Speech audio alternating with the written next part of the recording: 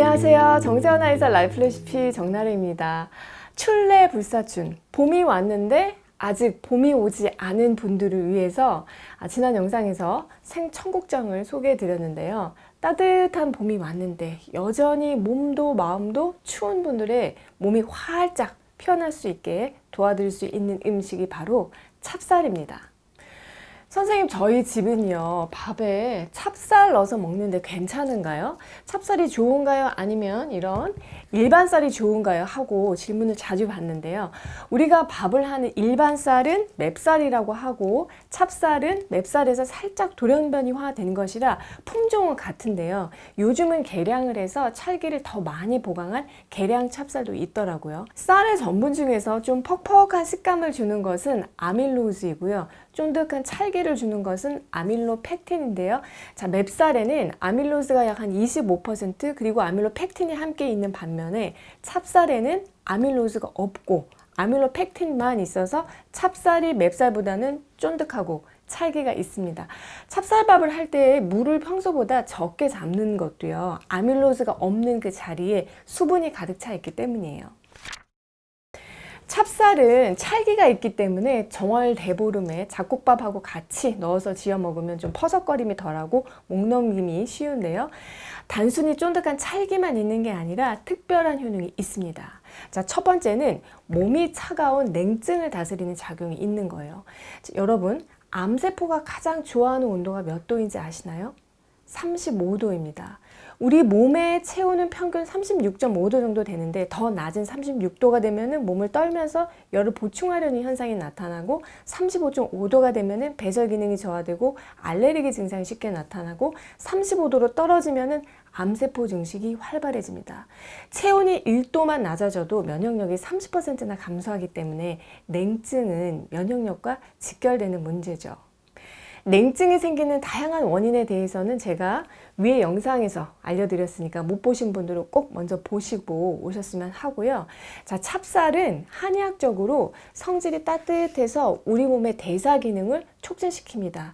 이로써 기초 체온을 높여주고 몸을 따뜻하게 하는 작용을 하는데 특히 배가 차가운 복부 냉증을 다스리는 데 큰 도움이 됩니다. 추워서 오들오들 떨다가도 따뜻한 밥 그리고 국이 위장 안으로 들어가면 어떤 일이 벌어지나요? 몸에 열이 생기면서 손발이 따뜻해지는 경험 다들 해보셨을 거예요. 이 때문에 밥을 먹으면서 땀을 흘리는 분들도 있는데요. 여기서 알아야 할 것은 우리 몸이 중앙난방식이라는 거예요. 몸통 가운데 위치한 소화기관은 복부의 가장 큰 면적을 차지하는데요. 배가 따뜻하면 손발도 따뜻하고 배가 차가운 복부 냉증이 있는 사람은 사지 말단도 혈순환이 잘 이루어지지 않아서 수족 냉증이 있는 경우가 많습니다. 배부터 따뜻해야 한다는 얘기인데요. 내가 배가 찬지 아닌지 어떻게 알지? 하는 분들은 자, 지금 손바닥으로 한번 배꼽 위쪽 그리고 배꼽 아래쪽을 한번 만져보세요.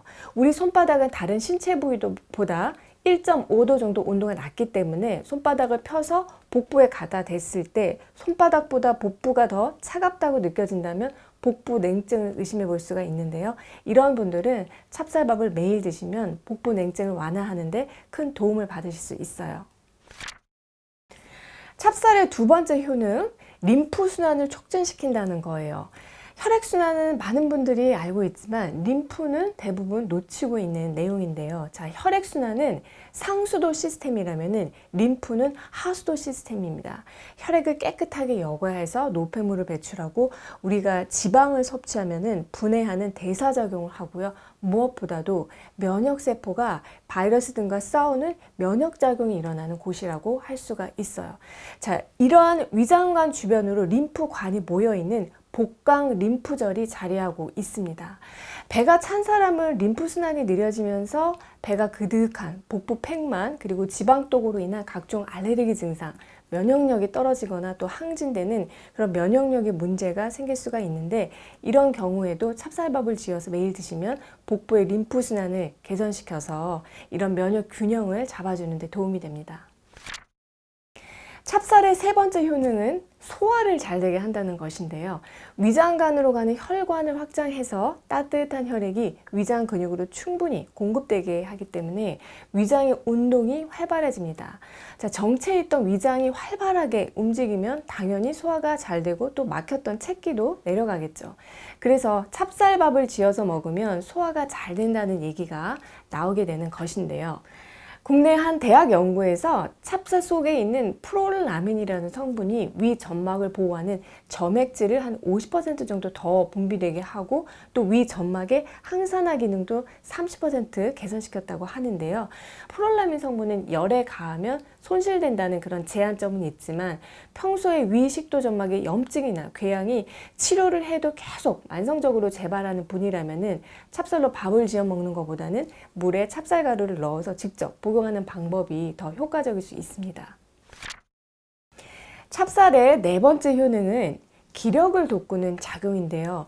우리가 음식을 먹고 기운이 나려면은 섭취한 음식이 잘 소화 분해된 후에 기화, 즉 에너지화가 되어야 해요. 에너지로 변환이 되지 않으면 뭘 먹어도 기운은 나지 않고 그냥 지방으로, 특히 뱃살로 다 축적이 되는 거죠. 찹쌀은 이런 기화 작용을 돕기 때문에 찹쌀밥을 지어 먹게 되면 우리 몸의 에너지 효율이 올라가게 됩니다. 그래서 삼계탕처럼 기운을 돋구는 그런 보양식에도 찹쌀을 넣어서 끓이게 되면은 시너지 효과가 나는 원리예요. 기운이 축축 처지면서 소화가 좀 잘 안 되는 분들은 찹쌀밥을 지어서 우선 한 2주만 드셔보세요. 찹쌀은 활력 비타민이라고 우리가 부르는 비타민 B1, 2가 풍부해서요. 우리 몸의 피로 회복을 도와주는데 특히 니아신이라고 불리는 비타민 B3도 백미에 비해서 4배나 더 많습니다. 니아신은 우리가 섭취한 음식에서 당분과 지질을 에너지로 바꿔서 대사에 쓰이도록 하고 또 신경 전달 물질을 생산해서요. 뇌 기능에도 도움을 줄 수가 있어요. 오늘 알려드린 찹쌀의 효능을 다시 한번 정리하면, 자, 첫째, 냉증, 특히 배가 차가운 복부 냉증을 개선하고, 둘째, 림프순환을 촉진해서 면역력에 도움이 되고요. 세 번째, 소화를 돕고, 네 번째, 원기 회복에 좋다는 말씀을 드렸고요. 찹쌀밥을 지을 때는 쌀과 찹쌀의 비율을 한 3대1 정도로 하시면 가장 무난합니다. 자, 그런데 찹쌀밥이 모든 분들께 약이 되는 것은 아니고요. 반대로 찹쌀밥을 주의해야 하는 분들도 있는데요. 우선 찹쌀밥이며 뭐 찹쌀떡, 찹쌀로 튀긴 탕수육처럼 찹쌀이 들어간 음식은 당뇨 환자라면 무조건 피하셔야 합니다. 혈당을 올리는 속도를 나타내는 당지수가 70 이상이면 높은 편에 속하는데요. 자, 백미밥은 86이니까 만만치 않죠. 찹쌀밥은 그런데 92나 됩니다. 현미가 55인 것에 비하면 굉장히 둘 다 높은 수치예요. 자, 그렇다면 현미 찹쌀은 어떤가 하고 물어보시는 분들도 있는데, 현미라 하더라도 그 찹쌀 자체가 당지수가 좀 높기 때문에 현미 찹쌀도 당뇨 환자라면 피하시는 게 좋습니다. 그리고 찹쌀밥이 소화가 잘 된다고 제가 말씀을 드렸는데, 오히려 찹쌀밥이나 뭐 찹쌀로 만든 인절미 같은 걸 먹으면 신물이 올라오고 속이 그득하고 답답하다고 하시는 분들이 있어요. 자, 이런 분들은 체질적으로 위장 안에 위열이 많은 분들인데요. 이렇게 선천적으로 열이 많은 분들이 찹쌀밥을 지속적으로 섭취할 경우에는 소화불량이 유발되면서 위염이나 역류성 식도염 같은 증상들도 가지고 있었다면 더 심해질 수가 있기 때문에 주의가 필요하고요. 사상 체질로는 소양인에 해당하는 분들이 찹쌀을 먹었을 때 속이 굉장히 안 좋은 경우가 많습니다. 소고민이시라면 찹쌀밥이 약이 되고요. 자, 세 번째로 습이 많은 습체질인 분들도 찹쌀밥을 계속 먹으면 몸이 붓고요, 무거워질 수가 있습니다. 제가 이 영상에서 타고난 나의 체질, 즉 몸의 경향성을 나누는 방법으로 열이 많은 체질, 냉한 체질, 습한 체질, 그리고 건조한 체질과 각각의 특징들을 알려드렸었죠. 여기에서 습한 체질에 해당하는 분, 특히 습하면서도 열이 많은 체질인 습열한 체질에 해당하는 분들이 찹쌀을 매일 먹으면 속에 습열이 축적되면서 부종이 생기고 피부 알러지 같은 것도 생길 수가 있기 때문에 추천드리지 않습니다.